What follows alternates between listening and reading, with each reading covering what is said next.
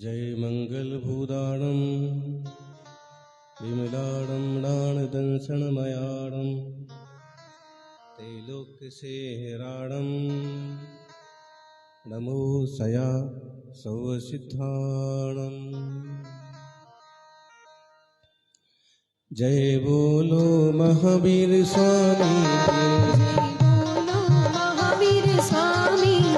जय बोलो महावीर स्वामी की, जय बोलो महावीर स्वामी की, घट घट के अंतर्यामी की, घट घट के अंतर्यामी की, जय बोलो महावीर स्वामी की।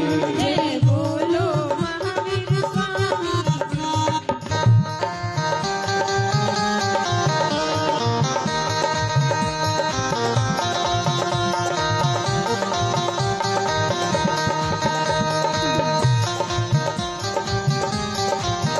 वो पाप मिटाने आए थे, वो पाप मिटाने आए थे, वो धर्म सिखाने आए थे, वो धर्म सिखाने आए थे, जिन पीर हरि हर प्राणी की, वो जिन पीड़ हरि हर प्राणी की, जय बोलो महावीर स्वामी की।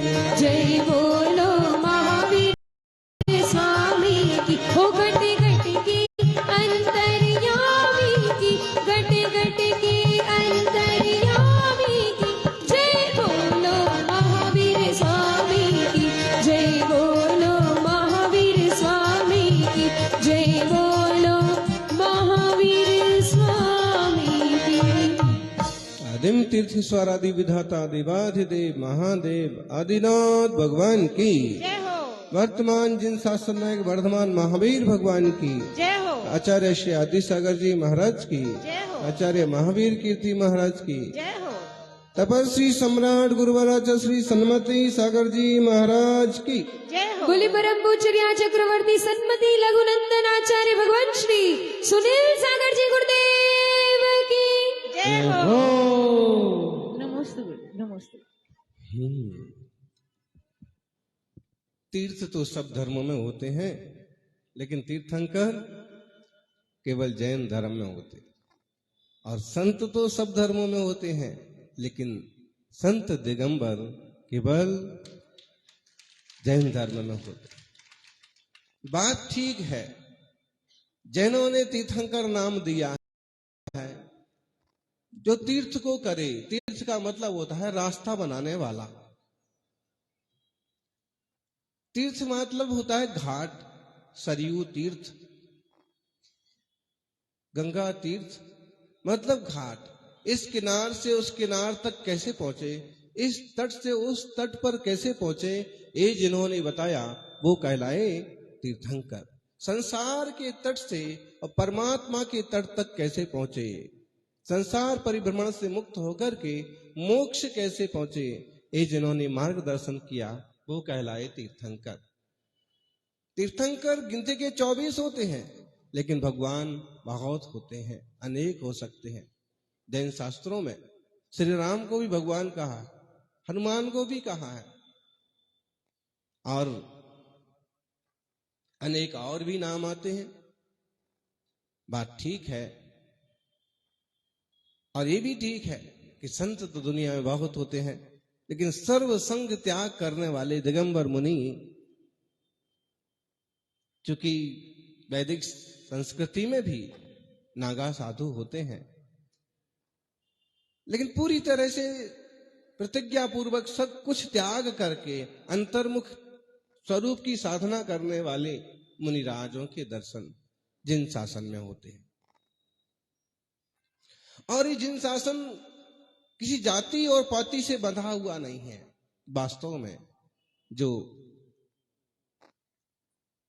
अपनी इंद्रियों पर विजय प्राप्त करें वो कहलाते हैं जिन, और जो जिन को पूजने वाले होते हैं वो कहलाते हैं जैन।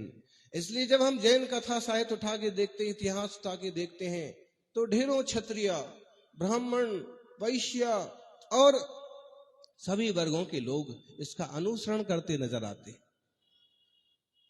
आज के युग में थोड़ा ऐसे लगने लगा है कि जैसे वैश्यों का धर्म हो।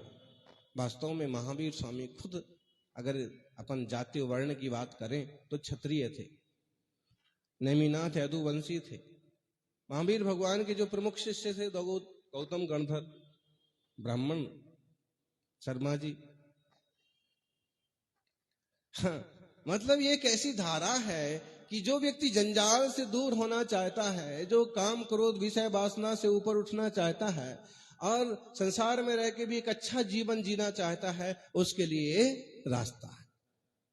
टोटल अहिंसा वाला जीवन, सदाचार वाला जीवन, शाकाहार वाला जीवन और सबके प्रति मैत्री और प्रेम वाला जीवन, पशु पंछियों के प्रति भी अपनेपन का भाव होना चाहिए। अब जैन शब्द को लेकर के इतराने की जरूरत नहीं है, क्योंकि आप सौभाग्यशाली हैं कि आप अच्छे आचार विचार वाले हैं, लेकिन किसी और को आप हीन और तुच्छ नहीं समझ सकते। अभी मुनिश्री कह रहे थे ना कि लोगों की स्थिति यह है कि दुकान पर बैठ करके ग्राहकों से तो बस एक कोशिश करते हैं कि मुनाफा कैसे कमाया जाए, लेकिन साधु संत आ जाएं तो उनमें चाहे भेदभाव करने लग जाएंगे। ध्यान रखना, वो ग्राहक आपको कुछ मुनाफा देके जाएगा और ये साधु आपको कुछ पुण्य का लाभ देके जाएगा। इसलिए आप अपना मुनाफा देखिए ना। जात ना पूछो साधु की, पूछ लीजिए ज्ञान। मोल करो तलवार की, पड़ी रहन दो म्यान। बहुत ज्यादा सोचना, बहुत ज्यादा, क्योंकि क्रियाएं बहुत लोगों की अलग अलग होती हैं और क्रियाओं के नाम पर आजकल संप्रदाय भी बन गए हैं, पंथ भी बन गए हैं। लेकिन ये समझ लें कि थोड़ी सी क्रियाएं ही सब कुछ नहीं है, हमें तो भावों तक पहुंचने की जरूरत है। आचार्य कुमुद चंद्र कल्याण मंदिर स्तोत्र में कहते हैं, आकर्णितोपि महतोपि निरीक्षितोपि, आकर्णितोपि महतोपि निरीक्षितोपि, नूनम न चेतसि मया वृतोसि भक्त्या, जातोस्मि तेन जनबंध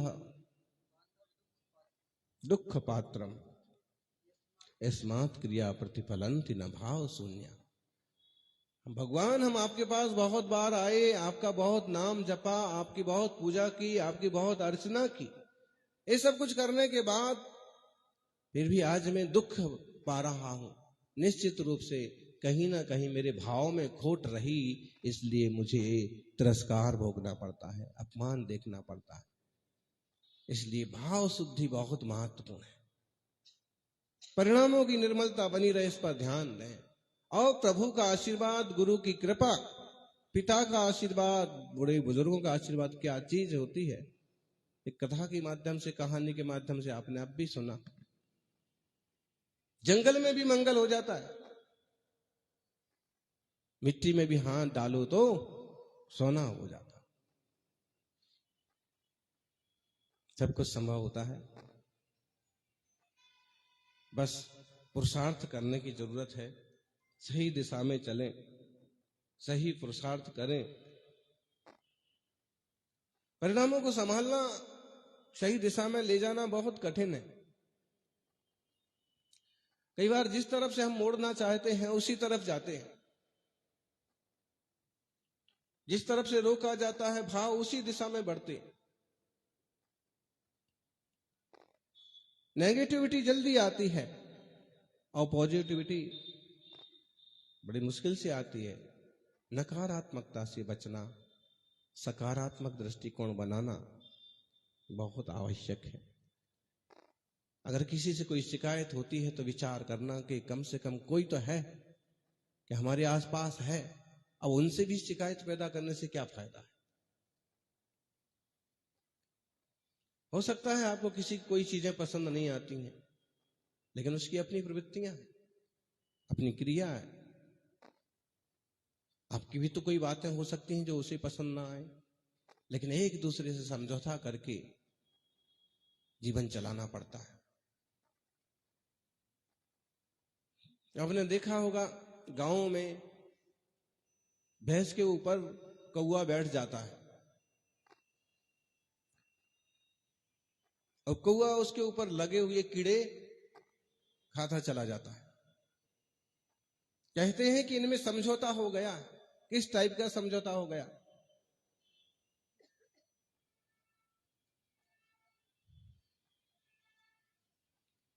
भैंस ने कहा कि भाई देख, अगर तेरे घोंसले का मेरे से किसी तरह का नुकसान हुआ है तो मैं माफी चाहती हूं, और इतना कर सकती हूं कि अगर तू चाहे तो मेरे शरीर पर बैठ करके, और जो कीड़े लग जाते हैं ना, वो क्या बोलते हैं उसको यादव जी, वो जो पकड़ जाते हैं एकदम इसे जोर से, गाय को भैंस को, जोंक नहीं, छोटे छोटे और चीचड़ा टाइप से, चीचड़ा, इसको चीचड़ा बोलते हैं। और हाँ, तो भैंस ने कहा कि भाई तू ऐसा कर सकता है कि अगर तो जब तू ये करेगा ना तो मैं तेरे पूंछ नहीं मारूंगी, पूंछ नहीं मारूंगी। अब ये होता है कि जहां वो चिपके रहते हैं वहां कहीं कहीं थोड़ा थोड़ा खून भी निकलने लगता है उनको निकालने के बाद। तो कौआ क्या करता कि कभी कभी उसके साथ साथ उसका थोड़ा सा खून भी आ जाता, उसको उसका स्वाद आने लगा तो अब उसमें भी चोंच मार देता। तकलीफ होने के बाद भी भैंस वापस पूंछ उसको नहीं मारती। जब किसी और जानवर ने कहा कि जिसकी चोंच लगती है, तुमको तकलीफ होती है, तुम इसको पूंछ क्यों नहीं मारते? तो भैंस ने कहा कि हम लोगों में ऐसा समझौता हो रखा है। समझौता तो इस बात का हुआ है, घाव करने का तो समझौता नहीं हुआ। उसने कहा कि क्या करें, समझौते में थोड़ा बहुत घाव भी हो जाए तो सहन करना पड़ता है। परिस्थितियों में, परिवार में, समाज में थोड़े थोड़े समझौते करके चलते हैं तो गाड़ी चलती रहती है, उसका भी भला होता रहता है और उसका भी भला होता रहता है। उसमें कोई कोई ऐसा होता है जो स्वार्थी टाइप का होता है कि अपनी भलाई के लिए दूसरे को थोड़ा सा घाव भी दे दे। दूसरे को अगर घाव भी पड़ जाए ना थोड़ा सा, तो अभी धैर्य से सहन करना चाहिए। क्यों? क्योंकि अगर तुमने उसे पूंछ मारी तो समझौता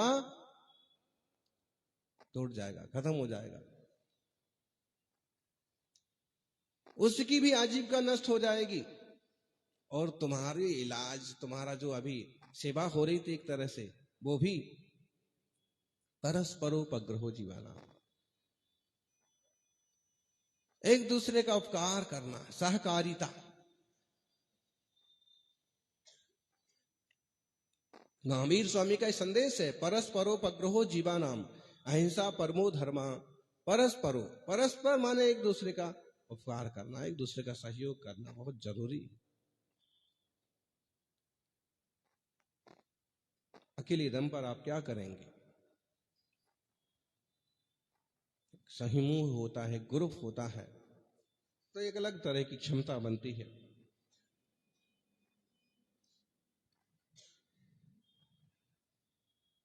इस संसार में अनंत जीव राशि है, प्रत्येक आत्मा संघर्ष कर रहा है। कोई किसी तरह के असाताजन्य दुख भोगता है, कोई किसी तरह के साताजन्य सुख भोगता है, और मुनियों ने इन सुख दुख से पार जाने का पुरुषार्थ ठान रखा है कि मैं राग में ना पड़ूं, द्वेष में ना पड़ूं, विकार में ना पड़ूं, विचार में ना पड़ूं, निर्विकल्प ज्ञान घन आत्मा। स्वभाव है हमारा ज्ञान, ज्ञायक स्वरूपो हम, और इस तरह का दृष्टिकोण बना करके साधु साधना में तन्मय रहते हैं। सौभाग्यशालियों, कभी भी संत समागम के पल मिलते हैं उसका पूरा उपयोग करना चाहिए, मेन मेख नहीं करना। संत समागम, हरि कथा जग में दुर्लभ। सबको श्लोक याद हो गया ये दोहा, क्योंकि कोई भी सत्संग में ये दोहा आ ही जाता है।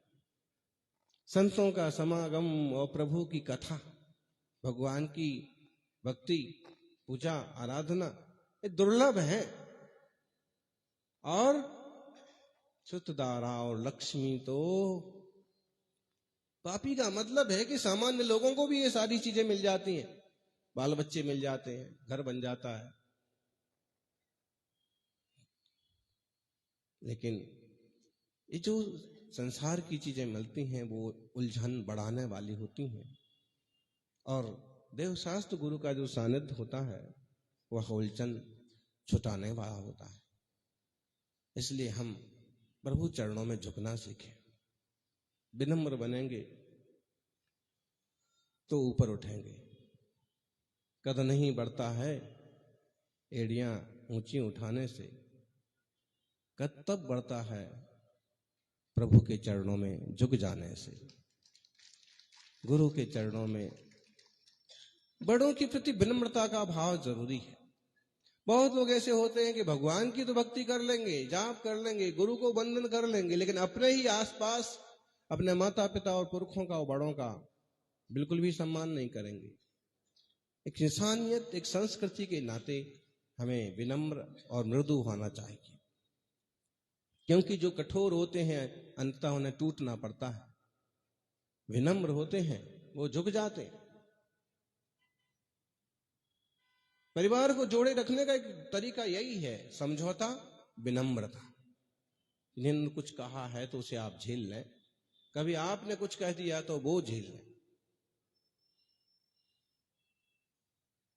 थोड़ा सा छोटे बन करके रह लें तो काफी अच्छा रहता है। बेटा बन के सबने खाया, बाप बन के किसी ने नहीं। जब तक आप बेटा बन करके रहेंगे तब तक आपको आराम से सब व्यवस्था मिलेगी, खाओ पियो खुश रहो। जिस दिन व्यवस्था जुटाने वाले के लिए आप बाप बनने की कोशिश करेंगे, उसी दिन से पत्ता साफ हो जाएगा। इसलिए बहुत अच्छे गुण हैं, जीवन में जरूर होना चाहिए।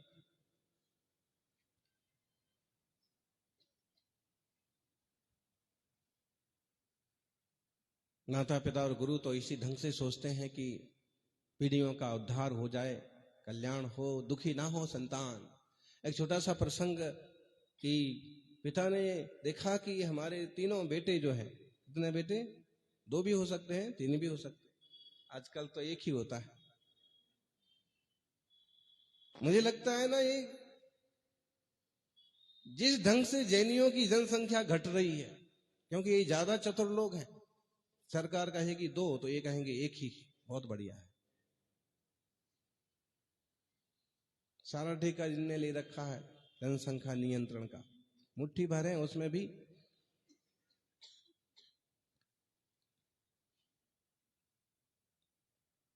बिल्कुल बहुत चिंतन की बात है। जिस ढंग से हर साल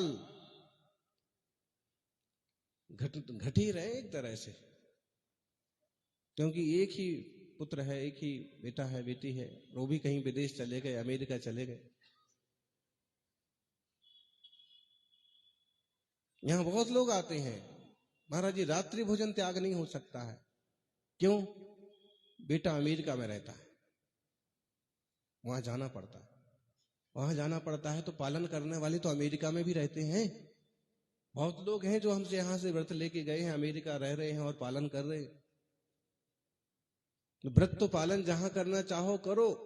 बेटे पोते वहां चले गए भले जाएं, लेकिन उनको भारतीय संस्कृति याद रहना चाहिए, क्योंकि विदेशों में धन तो कमाया जा सकता है कि धर्म भावना के लिए भारत से बढ़िया दुनिया में कोई जगह नहीं है। बैरिस्टर चंपत राय थे, बहुत बड़े लॉयर थे अपने जमाने के, स्वतंत्रता के पहले। विदेशों में उनका जबरदस्त अभियान चलता था। जीवन के जब अंतिम साल आए, अंतिम महीने आए, तो उन्होंने कहा कि अब मुझे भारत ले चलो। लोगों ने कहा कि जिंदगी भर आप हमारे बीच में रहे हैं, हमें आपने मार्गदर्शन किया है, हम अंग्रेजों को भी आपने धार्मिक बनाया है, आप यहीं रहिए। उन्होंने कहा ना, अब मुझे लगता है कि शरीर छूट जाएगा, अब मुझे भारत जाना है। क्यों? बोले भारत जाएंगे तो किन्हीं संतों के सानिध्य में अपने शरीर का त्याग करेंगे, शरीर का। समता पूर्वक देह का त्याग करना, संलेखना, समाधि करना जीवन का सबसे बड़ा सुकून होता है, और ये विदेशों में संभव नहीं। ऐसा बेशकीमती माहौल। पिता के 3 बेटे थे और वो देख रहे हैं कि बहुत आलसी है, कुछ भी करने को तैयार नहीं है, दुकान पर जाने को भी तैयार नहीं है, काम संभालने को तैयार नहीं है। जब तक पिता थे तब तक तो गाड़ी चलती रही, और जब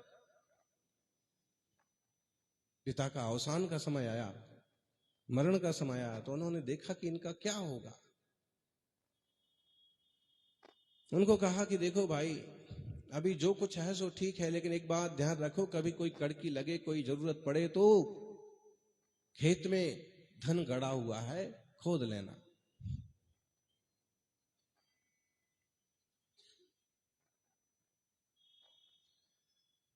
थोड़े महीने, थोड़े साल तो पिता के गुजरने के बाद ठीक ठाक चलता रहा, लेकिन बाद में क्या हुआ कि जब आजीविका का साधन ना हो, कमाई ना हो, खर्च ही खर्च हो, तो क्या होता है, राजा का खजाना भी हो तो भी खत्म हो जाता है।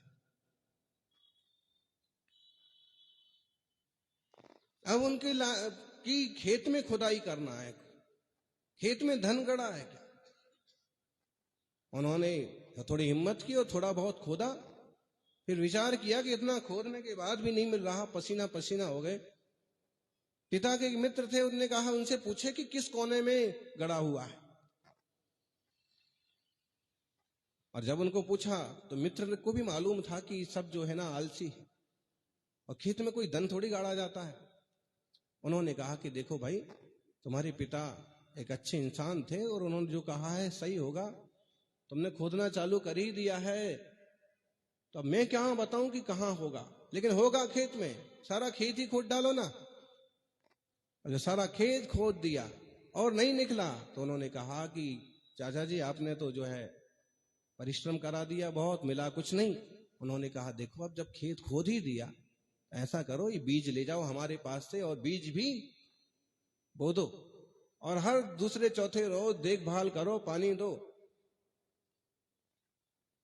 अब रास्ता कुछ नहीं था, जरिया कुछ नहीं था कमाई का, ये भी ठीक है, और खेत खोद ही दिया तो बीज डालने में और क्या तकलीफ है।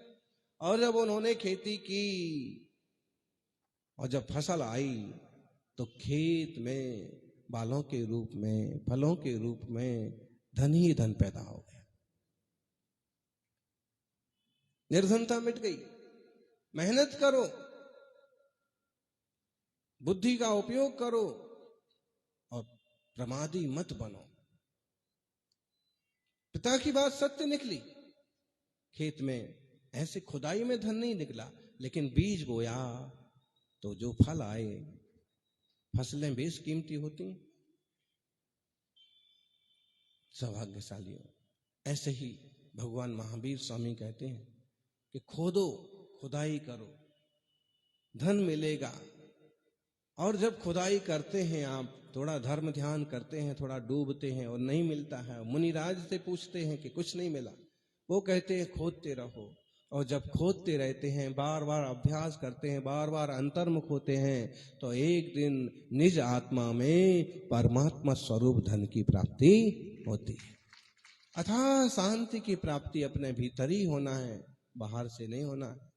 इसलिए अंदर में गोता लगाने का भी पुरुषार्थ करिएगा। दुनिया में अपन कितना भी हाथ पांव पटके, लेकिन दुनिया का कुछ भी अपना होना नहीं। कर्तव्य के तौर पर आप भले करो, मना नहीं करेंगे। जहां आप जिस स्थान पर हैं उसके योग्य आपको काम करना पड़ेगा। अगर नहीं करेंगे तो आपकी कोई वैल्यू नहीं होगी। तो भले आप अपना कर्तव्य करें, लेकिन ये निश्चित रखें कि आपका खजाना आपके भीतर है, आपकी शांति आपके भीतर है, आपकी निर्मलता आपके भीतर है। हम बाहर की क्रियाओं में, केवल पूजा पाठ में, केवल उठा पटक में ढूंढेंगे तो ये सब मिलने वाला नहीं है। ढेरों लोग हैं जिनके पास धन के अंबार हैं, लेकिन शांति नहीं है। बड़े व्यापार हैं लेकिन शांति नहीं है। बड़े पद हैं लेकिन शांति नहीं है। सब कुछ है लेकिन शांति सहजता संतोष नहीं है। और शांति सहजता संतोष रूपी धन आता है सम्यक ज्ञान होने पर, आत्म तत्व का बोध होने पर, अपने भीतर डुबकी लगाने पर। हम अपने भीतर डुबकी लगाना सीखें, सारी शिकायतें मिट जाएंगी और जीवन में शांति के फूल खिलेंगे। यह कल्याण का मार्ग है। कुछ भी खा करके भी शांति नहीं मिलती है और कुछ भी पी करके भी नहीं मिलती है। लोग ना शराब पी जाते हैं, उन्हें लगता है कि इसको पीने से जो है गम मिट जाते हैं कि पुलिस के हत्थे चढ़ गए तो गम और बढ़ जाते हैं, कि परिवार की समस्याएं बढ़ जाती हैं। ये तरीके नहीं है कि हम अमुक चीजें खाएं, कि अमुक चीजें पिए, कि अमुक तरह की। ये जो है हमारे यहाँ देश में जो धर्म है, पूजा है, पद्धतियां हैं, ये प्रभु से जोड़ने के लिए। परमात्मा से जुड़ो, आत्मा से जुड़ो, अंदर में उतरो तो तुम्हारा उत्थान होगा, कल्याण होगा। क्षण भर को सही सुबह शाम 2 मिनट बैठ करके प्रभुमय होने का पुरुषार्थ करिएगा। जय बोलिए 24 तीर्थंकर भगवान की।